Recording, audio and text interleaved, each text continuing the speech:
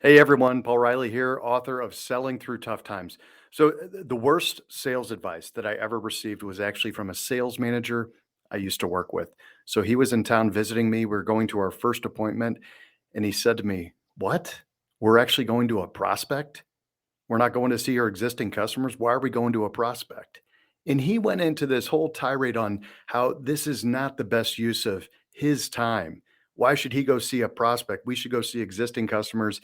And that's something that always stuck with me. I thought, who is this guy? How did he get into this position when he is discouraging a salesperson from going to see prospects?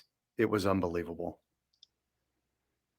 Paul, do you think he was discouraging you or do you from seeing prospects, or do you think he just was afraid of ever talking to a real prospect and might have to do some work? I mean, what do you think, man? Well, based on how the sales call went, I think maybe he wasn't well versed on how to talk to prospects, Phil. I mean, that's what I'm thinking in hindsight, all right? That's terrible, man. So, was that like your first sales job, or how long ago was that, man? Yeah, it was my very first sales job out of college. I wanna be careful to divulge too much information, but I was selling in a, heavily commoditized industry, and the way, I was, compensated as a salesperson was really based on new business. I only got paid for customers after, we got paid the first 4 years that they were customers, then after that, you were cut off. So, you were constantly incentivized to go out there and find brand new business. You got compensated better for new business. So it, I'll tell you, it was really shocking though, for sure. Wow. Wow, that's awful, man. That's awful. But I bet though that you learned so much from that. Maybe any of that in the book?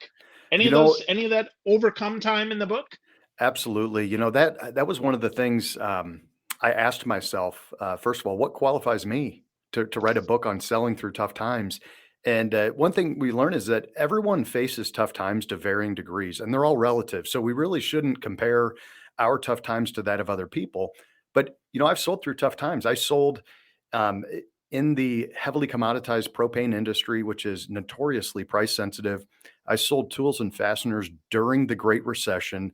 I sold medical equipment during one of the most uncertain times in the healthcare industry.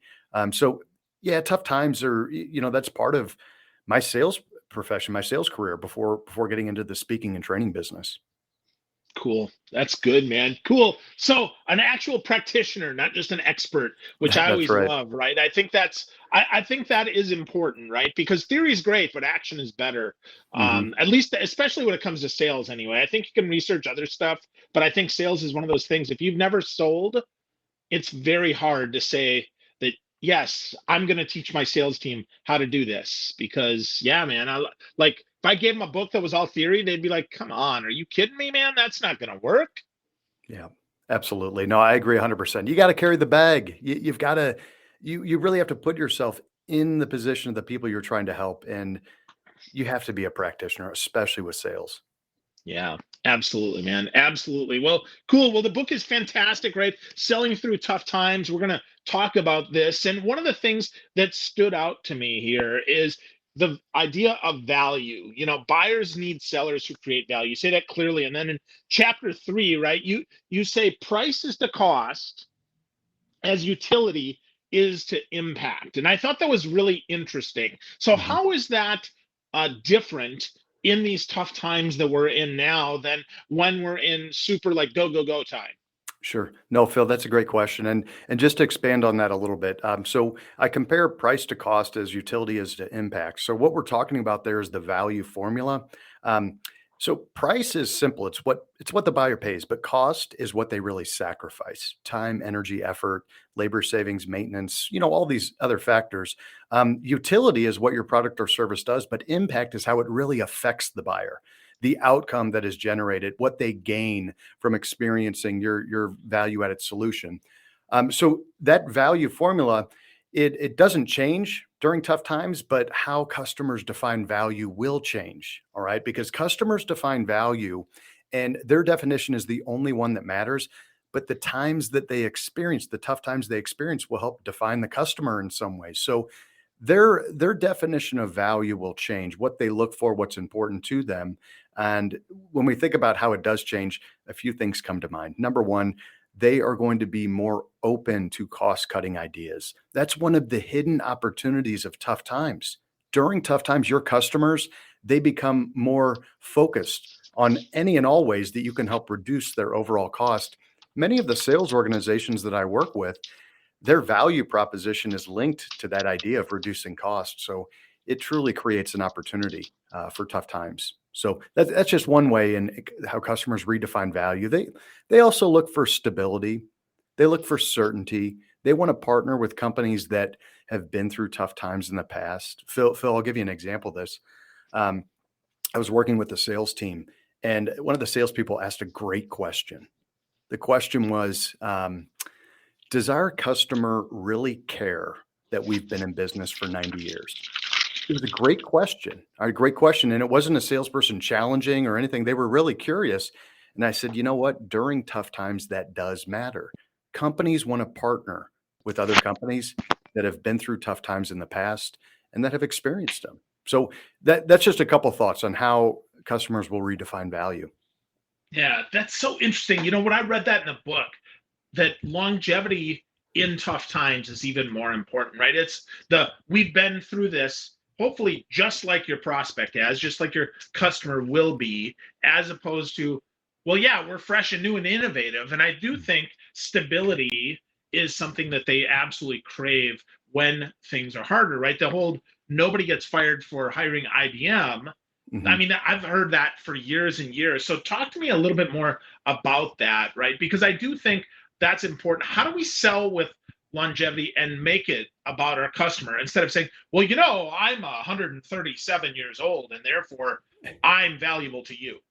Right. That's a great question. And I think to keep it customer focused, we certainly need to focus on their needs, what's important to them, and asking the right questions, generating a good customer focused discussion is key. I think more than anything, we demonstrate our stability in the way we carry ourselves as salespeople. All right, Phil, I'll give you an example. All right. So you and I, speakers, we crisscross the country training and doing all that. We're on a lot of airplanes, all right? We're getting on them again. I remember I was on this flight to New Orleans, all right? And, the captain came out before the flight, and he said, "Hey, just to give everyone a heads up, there's a little weather in the area. We're probably gonna hit a few bumps on the way up into our final, into we get to cruising altitude and all that." Um, he said, "But don't worry, we wouldn't take off unless it was completely safe." Now, what made that such a powerful statement and an event is not that he said those words, it was the fact that he had a lot of gray hair saying those words. It was his experience, Mm. his calmness, how he was able to ease everyone's concern. So it was the way he showed that. And what's interesting, all right, on the way back, there was still a pretty bumpy flight on the way home, and they didn't make an announcement before the flight, but afterwards. All right, afterwards, they actually said, "We just wanted to thank everyone and also congratulate Captain so and so on their very first solo flight as a captain here with our airline." And so, when you have the experience, you brag about it before the tough times, but when someone was inexperienced in this case, they ended up not telling us until after the flight was over. So it was pretty funny, actually. Ooh, so that's interesting, right? So Mhm. almost not saying anything can sometimes, if you're confident, can overcome that lack of experience, huh? Well, I was just kind of speaking off the cuff there a little bit. I think when salespeople may not have that experience, what they can do is they can leverage the experience of their company. They can leverage the experience of their team, their technical people, and really everyone in between there. So they can rely and lean on that experience that is there with the company.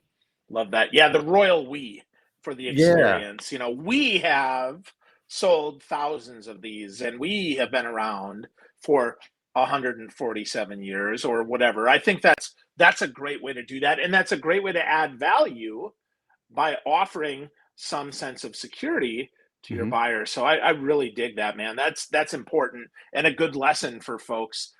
So when we think about that, though, one of the things that I think salespeople often overlook, and you talk about it in the book, is that they are the ultimate value differentiator. And I think Mhm. they miss that, right? They think that often, oh, well, it is my company or it's my product.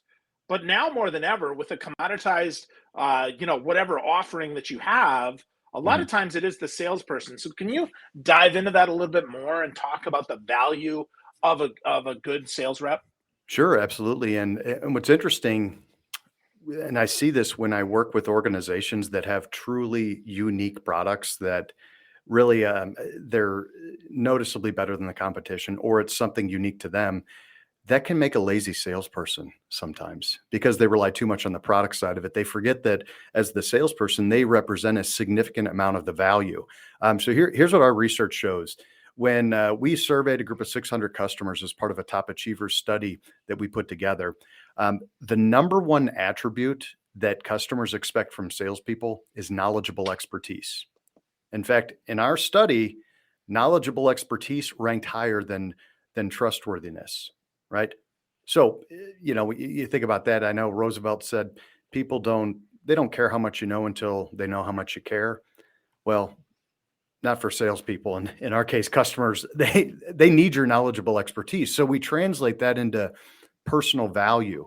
That means as salespeople, we need to be a true student of our profession. We need to make sure we're dedicating time to understanding our products and services. Obviously, that's elementary level product knowledge in that. But we need to know the industry. We need to know our customers. I was working with a sales team just yesterday. We talked about knowledgeable expertise, and one salesperson demonstrated this expertise by telling his customer how they're supposed to buy this product, by showing them what other departments in the process that needs to go through because the company was so big they were unaware of their own processes and how things work. That salesperson knew their company better than the actual decision maker. So that's part of how we bring expertise is we're able to help our customers make better buying decisions. We're able to solve their problems. We're able to uncover problems they didn't even know that they had, and we provide the solution that goes along with it. Hmm. So how do we do that though? How do we help add that level of, okay, well, normally in a, most of my customers in an organization like yours might need IT and legal and compliance and procurement involved without introducing complexity that might slow a deal down.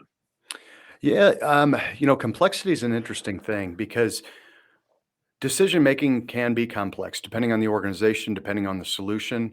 And in some ways, we do want to try to simplify the process, but when it comes to uncovering our customers' needs, we do want them to understand the complexity of their needs in some regards. And why we do that is it gives them a realistic picture of what they're dealing with, but also it opens them up to your value added solution, right? The more complex your needs, you need a special customized solution and you need a salesperson that understands how to navigate that process with them. Um, Back to your point though, when you do have to incorporate multiple decision makers, that can complicate things. And, in selling through tough times, what you'll notice is that people become less certain, right? They're fearful. The future doesn't look as bright, and not only that, when that happens, people are terrified of making the wrong decision. Nobody wants a target on their back. So here's what's going to happen: people are going to incorporate more decision makers so that they can ensure they're making a popular decision that everybody is on board with. So that can complicate things. What I would suggest for salespeople is when you are working with a group of decision makers, you need to understand the overall objectives that are going to guide everyone's decision making, but you need to know the individuals and how this decision is personally going to impact them. You need to understand what's important to them, what's at stake. And when you're with those decision makers individually, you need to sell to their individual needs. But when you're in the group setting, when you bring everyone together, you need to focus on the overall group objectives while gaining that individual buy-in. And then what will happen that a natural group think will begin to take over as more people are starting to buy in. You're going to generate some momentum. It may add a little bit of time, but that's naturally going to happen as a result of tough times anyway. Many deals will get stalled out. They're going to take a little bit longer people are going to take a wait and see approach. So it's critical to establish urgency. Yeah, definitely. Definitely. And it's the urgency that benefits the customer, not urgency because the salesperson needs to make their number for the month or the Right. organization needs to make their quarter. Because, that's often the urgency that I see Right. by default, right? An inexperienced salesperson that's never been through tough times is going to sell to their urgency, right? Mhm. Oh, well, we're at the 27th of the month. And, if you buy in the next 3 days, and Yeah. what the customer really hears is, well, we're 20% overpriced. So Mhm. therefore, I'm probably not going to still make my decision, but you're still going to give me that discount. Is that what you're hearing too, Paul? Yeah, there is a natural pressure that we feel as salespeople, and also customers will put this pressure on you. There's a reason why customers will call their salespeople the last 2 days of the month or the last few days of the quarter and ask them, "Hey, so how's your quarter going?" "Oh, it's been a tough one." "Oh, well, I'd love to help you out. I'd be able to push this through. Can you cut me a break?" They're going to make you feel the pressure. They're playing the game, right? And why wouldn't they? Their experience has taught them if they lean on salespeople, they can get a discount. But there's a better way to respond. There's a better way to approach the urgency piece, and it's really by emphasizing the pressure points that customers are experiencing. And we do it in a positive way, not to apply a lot of heavy-handed persuasion, but we have to help our customers get out of their own way sometimes to make better long-range decisions. And you as the value-added salesperson, you as that tough timer, you can help do that. Yeah, absolutely.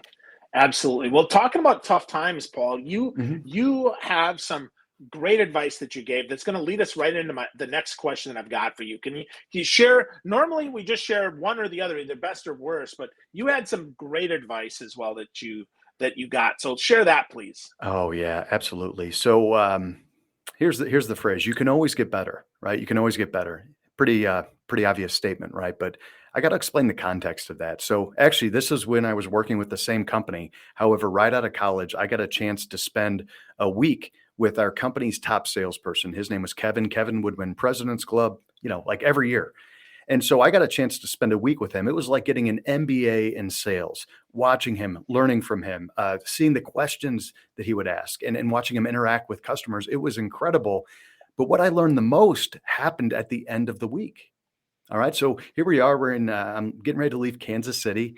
And Kevin, he asked me before, he goes, "Paul, before you head out, I just got one question for you. How can I get better?" And here I am, a 22-year-old kid, right? A snot-nosed kid, college grad, my first professional sales job. And I hear the best salesperson at our company ask me, "How can I get better?" And I said, "Kevin, man, I got nothing for you. You're the best. You're the best." And he looked at me and he said, "Paul, you can always get better. Remember that." And so I held on to that advice, and it's so critical because it wasn't the words that were so powerful, but it was who said it, right? Our top salesperson, "You can always get better." And from that point on, I choose to take the attitude of the beginner in all things to learn and really find a way to get better. That's awesome, man. That's awesome. Well, that speaks to your positive mental programming here that you talk about in the book. The Yeah. PMP, very different than a project management certificate that some get, right? Those project management professionals of positive mental programming. You talk Yeah. about mental resilience and attitude in the internal game. So I got to ask you first before we get into that, Mhm. how do we find that? How do we get that when we aren't feeling it, man? I mean, sometimes we're just beat down. Yeah. And so how do we gin that back up? And then let's talk about your program here because I got to tell you, man, your tough timer challenge is awesome. So we're definitely going to get into that too. Yeah, absolutely. And Phil, it's important when you're facing especially tough moments in sales, look at the facts. Take the emotion out of it. And I talk about this in the book, and I share an example of a salesperson who had confided in me, and they were thinking about leaving the sales profession. All right, because he was having a very tough time, and he was struggling, just absolutely struggling. And I said to him, I go, "You know what? Let's do an exercise here. All right. I want you to pretend that you are a lawyer." All right. That didn't make him feel any better, by the way. I said, No. yeah, I go, I want you to pretend you're a lawyer. And here's what you're going to do. you're going to argue the case that you are a good salesperson. All right. I'm the judge and the jury. What facts do you have to support that claim? And so he started sharing all of these examples of how he won awards for the number one salesperson one year, prospecting effort. He got awards for that. People talk to him when they need help in sales. And so the salesperson gave me all of these facts supporting the claim that they're a good salesperson. I said, look, you're not only a good salesperson, you're an award-winning salesperson who is facing a tough time. Look at the facts that will help you stay strong as you go through whatever it is you're going through. And the salesperson was in a slump, stuck it out, ended up having a pretty darn good year. All right. So that it's important to look at the facts because that helps take the emotion out of it, as you mentioned. Wow. I like that. I like that. Yeah. I call that reporting the news, right? Just focus on, just report the news. Here we go, right? Like, this is what happened, 10 o'clock. This is what happened last quarter. This is what's happened in my career. I really, that resonates with me a lot. So let's talk a little more about that before we move into the challenge here and the internal game, right? Of having attitude. Because one of the things that I enjoy most about your book is there's a lot of focus on that. It's not just, okay, so here's 7 ways to close somebody and here's 13 ways to prospect, right? This is really helping us between the ears, which I think for a lot of salespeople, that's where they struggle the most. Not because they're not smart, but because sometimes they get in their own head, much like a good sports person. So take us into that. How do we develop that mindset? How do we get to that attitude so that we can make that happen, Paul? Sure, absolutely. There are several things we can do. One of which is to know where we're currently at. Monitor your self-talk. If you want to predict the future, Phil, listen to how you talk to yourself, and that's going to give you a strong indicator. And as you listen to your self-talk, there's going to be things maybe you don't like. Maybe you have a little head trash going on. Putting pen to paper and just writing out some of the negative thoughts, it acts as a vehicle to vacate that negativity from your mind. Get it on paper, get it out of there, throw it away, take out the mental trash, right, so to speak. The other piece here is to monitor your response to adversity. I group people into 3 categories when it comes to mental resilience and adversity. All right, you've got the first group, right? They experience any sort of adversity. A broken shoelace, they lose a sale, and it's like they give up right away. They're just they're done. It's a nightmare for them, and they just give up. All right. I doubt many people listening to our show today fall into that category. Then on the other extreme, you've got people who experience adversity and they push through. It's almost like that adversity creates momentum for them in some ways. They just push right through.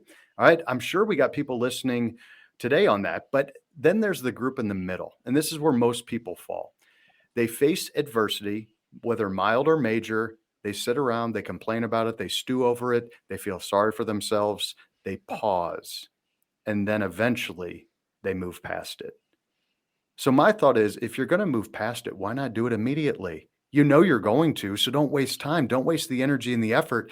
And so there's an exercise you can do that will help with this. And it's not the tough timer challenge. It's even simpler than that. What you can do, Phil, is over the next couple weeks, or maybe just the next week, we'll start simple.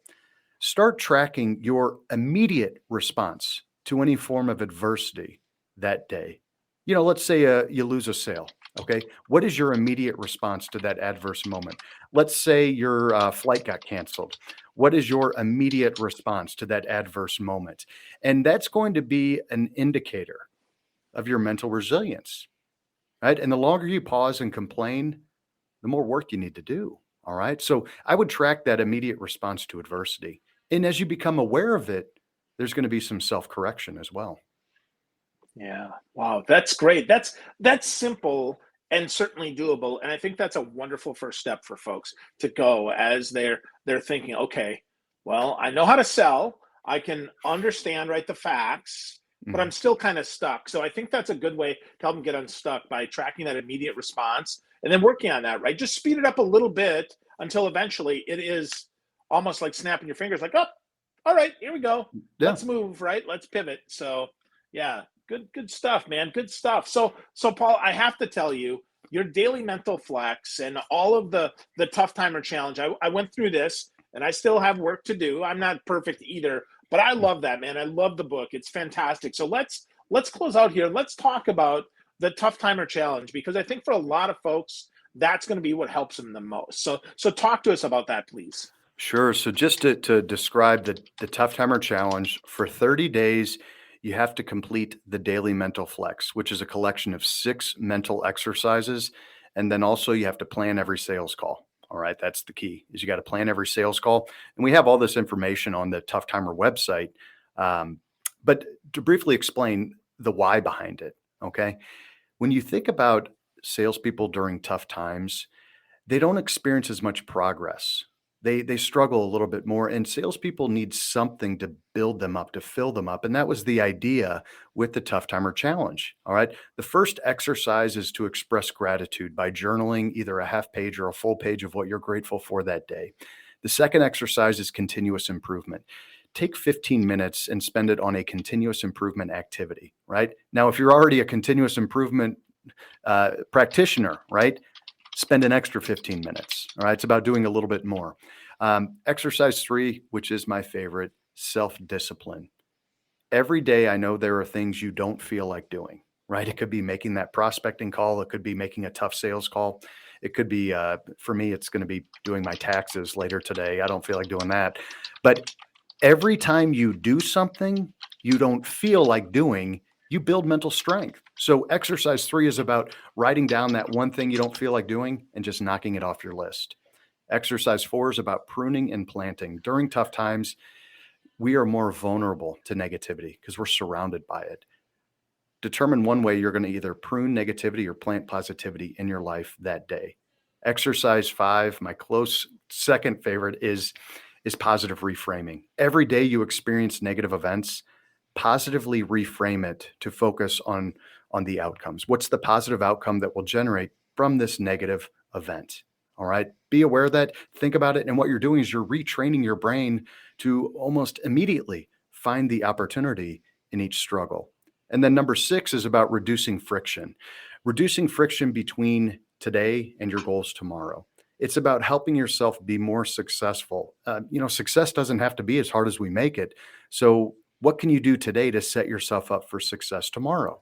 For example, if you're going to make 10 prospecting calls on Monday, right? Today's Friday. So let's say maybe you already prepare those 10 calls in advance. You plan them out. You do some research on the prospects. You have their number. You have the email addresses. You have everything you need to complete those calls ready to go on Monday. Set yourself up to make it easier on Monday. It's about removing those roadblocks, making success easier. So every day, completing it for 30 days, that's the Tough Timer Challenge. What you'll know is at the end of 30 days, you're going to be more grateful for sure. You're going to have a stronger foundation of mental resilience, and you're going to be more successful as a result of it. So that's the Tough Timer Challenge. Wow. That's so awesome, Paul. Great stuff, man. So I love that all the resources that you have on your website, that you have on toughtimer.com. I went through some of them. Your mental flex template I thought was awesome. Your call planning is really great. There's so much there that folks can get. So if we want to get started though today, Paul, we want to start selling through tough times. Maybe we're new at this, or maybe we've been stuck for a little while. Other than obviously get a copy of the book, gang. I really encourage you. It's fantastic. It's not an easy read, but it's a helpful read. And I mean that in a positive way. So where do we get started, Paul? How should we start upon our journey through selling through tough times? Yeah, no, that's a great question, Phil. And it begins by having the right targets. So I would make sure that you are crystal clear on what is the profile for good business that you should be focused on. Then you got to get the message right. Get the message right. And Phil, the nice part here, and I was told not to do this because I was giving away too much value. I made chapter 13 in my book available for download. Or no, it's chapter 14, excuse me. 14. The customer messaging chapter, where you learn how to craft the perfect message in tough times. In tough times, your customers are going to have more problems than ever before. You got to be able to understand that. You got to generate an outcome when you solve that problem for them, and you have to establish urgency. In this chapter, I explain exactly how to do it. And also I offer a template on how to do that. It's available on the downloads piece. So really, you don't even need to buy the book to get started. It'd be great if you did. I've got 3 daughters, so I've got 3 weddings to pay for. But but if you just want to get started, check out the website, download the messaging chapter, and make sure you're focusing on the right targets first. And then when you couple that with the right message, you're well on your way. There you go. Yeah, targets plus message equals success. So good stuff, Paul. Whether it's tough times or not, you certainly need this book. Helps your brain, helps your pocketbook, and certainly helps serve your customers even better. So go to toughtimer.com, get to know more about Paul Reilly, get a copy of the book, or at least go check out his downloads. There's lots of great stuff there, ways that you can sell more through tough times. Paul, thanks so much for sharing a lot of your insight today, man. I really appreciate you, buddy. Absolutely. Thanks, Phil. Have a good one. You too. Thanks.